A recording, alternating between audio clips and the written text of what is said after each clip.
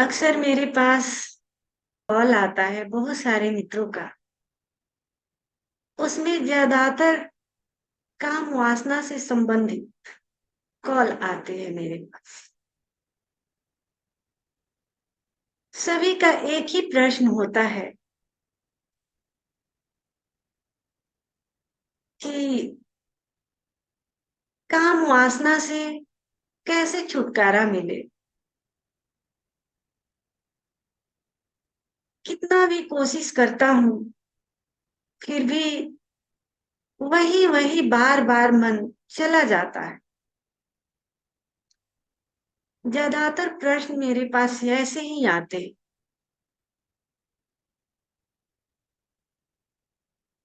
तो मैं यही कहना चाहूंगी उन सभी मित्रों से, अगर अस्तित्व ने हमें कुछ दिया है तो यूं ही नहीं दिया है। जरूर कुछ न कुछ रहस्य छिपा होगा। ऐसे ही नहीं देता अस्तित्व कुछ भी हमारे भीतर। हर कुछ देने के पीछे एक रीजन है। अब हम पर निर्भर करता है कि हम उसे कैसे इस्तेमाल करते हैं। ये हम पर निर्भर करता है। अब जैसा कि अस्तित्व ने मिट्टी भी दिए है, कीचड़ दिए हैं और बीज भी दिए हैं। दोनों दिए हैं। अब हम पर निर्भर करता है कि हम मिट्टी को मिट्टी ही रहने दें या बीज को उस मिट्टी में डालकर और उसमें फूल खिला दें। हम पर निर्भर करता है। हम क्या कर सकते हैं। अस्तित्व में सारी चीजें मौजूद है। हम पर निर्भर करता है कि हम क्या करें। अब जैसे अस्तित्व अगर काम वासना दिया है तो जरूर कुछ न कुछ सोचकर ही दिया हो। अगर काम वासना नहीं देता तो ओशो जैसा फूल कैसे खिलते, महावीर जैसा फूल कैसे खिलते, जीसस जैसा, कृष्ण जैसा, मीरा जैसा, सहजो जैसा। इस पृथ्वी पर जितने भी बुद्ध पुरुष हुए हैं वो सब एक फूल है। और फूल को खिलने के लिए क्या जरूरी है।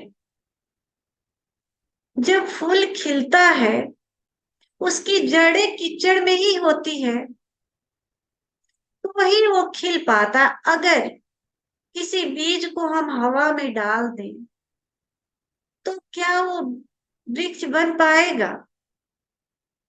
नहीं बन पाएगा। बीज को हमें मिट्टी में डालने पड़ते हैं यानी कीचड़ में डालने पड़ते हैं तो वही वो बीज एक दिन वृक्ष बन पाता है और उसमें बहुत सारे फूल खिल पाते हैं। तो अस्तित्व तो हमें बीज भी दिया है और कीचड़ भी दिया है, मिट्टी भी दिया है। अब हम इसका उपयोग कैसा करेंगे हम पर निर्भर करता है। अब जैसे हमारे भीतर काम वासना दिया है। काम वासना क्यों दिया है। सृजन के लिए।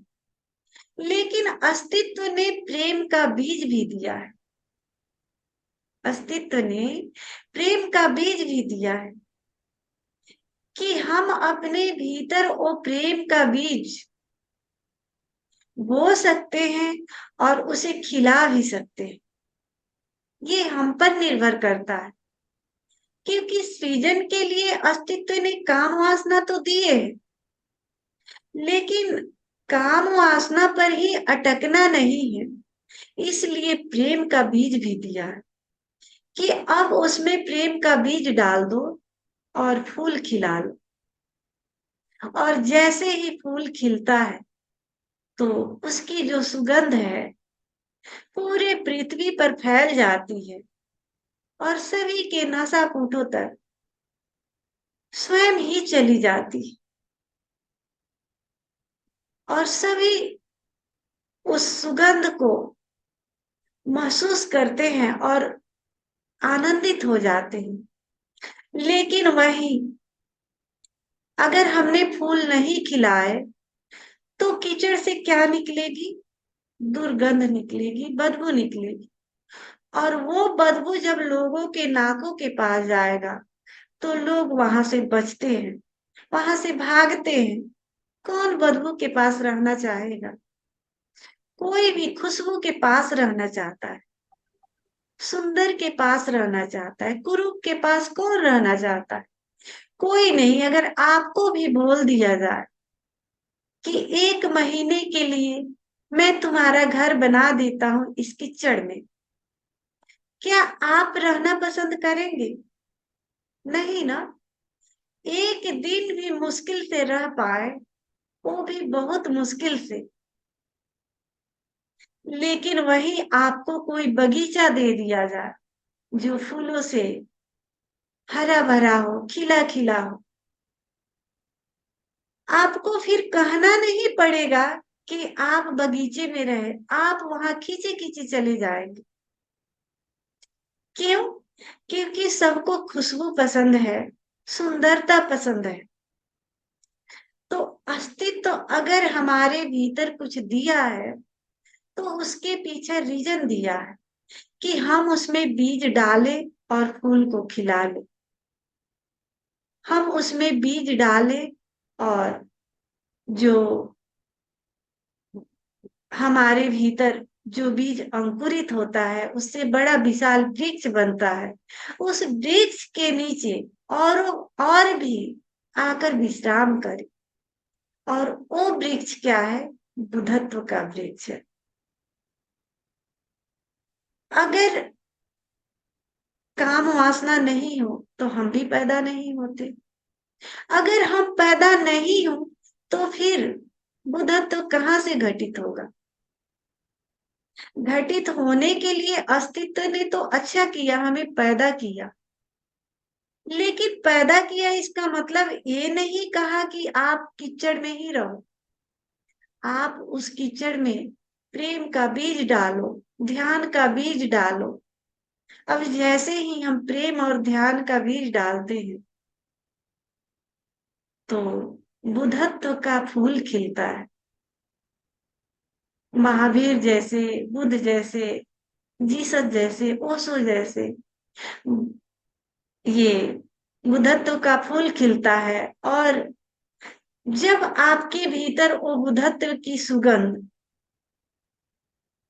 आपके भीतर से फैलने लगेगी तो फिर लोग आपसे भागेंगे नहीं, बल्कि लोग आपके पास खींचे चले आएंगे। क्योंकि सबको सुगंध पसंद है, सबको सुंदरता पसंद है। लेकिन अगर आप वही कीचड़ को अपने भीतर, वही बदबू को अपने भीतर लिए हुए चलते फिरेंगे और लोगों से अपेक्षा रखेंगे कि लोग हमसे दूर क्यों भागते हैं, तो लोग तो दूर भागेंगे ही। जैसे आप बदबू से बचना चाहते हैं वैसे लोग भी बचना चाहते हैं। आप भी वही हैं। आप भी कीचड़ लेकर के चल रहे हैं और सोच रहे हैं कि लोग हमारे पास क्यों नहीं टिकते। नहीं टिकेंगे। क्यों? क्योंकि आप में भी वही बदबू भरा हुआ है और बदबू के पास कोई रहना नहीं चाहता। लेकिन वही किसी के भीतर प्रेम का फूल जब खिल जाता है तो हम चाहते हैं कि उसके पास बैठे, उससे बातें करें। जितना टाइम हमको उसके साथ हम बिता सकते हैं चाहते हैं कि हम उसके पास टाइम बिताए। लेकिन वही कोई व्यक्ति कचरा से भरे हुए आ जाता है आपके खोपड़ी को खाने के लिए। आप क्या करते हैं? आप काम का बहाना करके उसे टाल देते हैं कि मुझे ये काम है, कल आइएगा, मुझे ये काम है, परसों आइएगा। क्यों टालते हैं? क्योंकि वो अपना कचरा आपके दिमाग में डालता है और आप बोझिल हो जाते हैं। तो कोई भी कचरे से बचना चाहता है। इसलिए अस्तित्व अगर कुछ दिया है तो साथ साथ वो बीज भी दिया है जिससे हम सत्य के रास्ते पर चल सकते हैं, शुभ और सुंदर का विचार कर सकते हैं। और जैसे सत्य, शुभ और सुंदर हमारे जीवन में घटित होने लगता है, तो हमारा ये जो रास्ता है स्वयं ही चेंज होने लगता है। फिर हमें उससे लड़ने की जरूरत नहीं होती। लड़ना कब पड़ता है? जब आप उसे बार बार याद करें। अब जैसे आप दफ्तर में काम करते हैं, तो आपको उस समय तो याद नहीं आती काम वासना की, कभी याद नहीं आती। आपको तो पता ही नहीं चलता कि आपके भीतर अस्तित्व ने काम वासना भी दिया। लेकिन जैसे आप दफ्तर से घर आते हैं और वैसी तस्वीरें देखते हैं, वैसा फिल्म देखते हैं, तो तुरंत आपको याद आने लगती है। क्यों? क्योंकि आपने वैसे तस्वीरें देखे, वैसा फिल्म देखे, ऐसा आयोजन किया, वैसे दोस्तों के पास गए कि दोस्तों ने ऐसे बातें छेड़ दी, और फिर आपका ध्यान वहीं चला जाता है। लेकिन दफ्तर में क्यों नहीं जाता? दफ्तर में हमारा ध्यान अलग होता है। तो ऐसे ही कोई ऐसी सृजनात्मक काम करे जिससे आपका ध्यान अलग हो। और जैसे ही आपका ध्यान अलग जाएगा, तो धीरे धीरे धीरे धीरे धीरे धीरे वो आप भूलते चले जाएंगे और पाएंगे कि कब मैं उससे ऊपर उठ गया, पता ही नहीं चले। कब छलांग लग गई, पता ही नहीं चले। लेकिन आपको करने पड़ेंगे। अब आप वैसे ही तस्वीरें देखेंगे, वैसे ही फिल्म देखेंगे, तो आपका ध्यान तो उसी सेंटर पर जाएगा। और ध्यान का मतलब है कि जहां हम ध्यान देते हैं, वही चक्र जागने लगता है। अब जैसे कि हम थर्ड आई पर ध्यान देते हैं, तो हमारा थर्ड आई सक्रिय होने लगता है। हार्ट चक्र पर ध्यान दें तो हार्ट चक्र हमारा सक्रिय होने लगता है। जिस चक्रों पर हम ध्यान देते हैं, वही चक्र जगने लगता है। तो अक्सर हम कहाँ ध्यान देते हैं? काम वासना पर। अब काम वासना पर ध्यान देंगे तो वही चक्र जगेगा। बार बार आप उस पर ध्यान देंगे। अब आप सोचते हैं कि मैं छूटू कैसे? अब छूटना भी एक ध्यान देना ही हुआ। अब जैसे आप सोचेंगे कि मैं इससे मुझे इससे छुटकारा मिले, तो ध्यान तो वही गया। छुटकारा मिलना यानी ध्यान वही लेकर के जा। और जैसे हम ध्यान वहां लेकर के जाते हैं, यानी हम उस जगह को भोजन देने लगे। और अगर हम भोजन देंगे, तो वो तो विकसित होगा, वो तो खत्म होगा नहीं, उसका और विकास होगा। क्योंकि जिन चीजों पर हम ध्यान देते हैं, वो और विकसित होते चला जाता है। तो इसलिए अगर अस्तित्व ने कुछ दिया है, अगर मिट्टी दिया है तो फूल दिए हैं, तो आप मिट्टी पर ध्यान नहीं ले जा करके आप फूल पर ध्यान। और जैसे फूल पर ध्यान देंगे, धीरे धीरे धीरे धीरे पाएंगे कि आपके जीवन से मिट्टी ओझल हो गया। फूल तो खिले रहेंगे, आपका पूरा ध्यान फूल पर रहेगा, लेकिन मिट्टी नजर नहीं आए।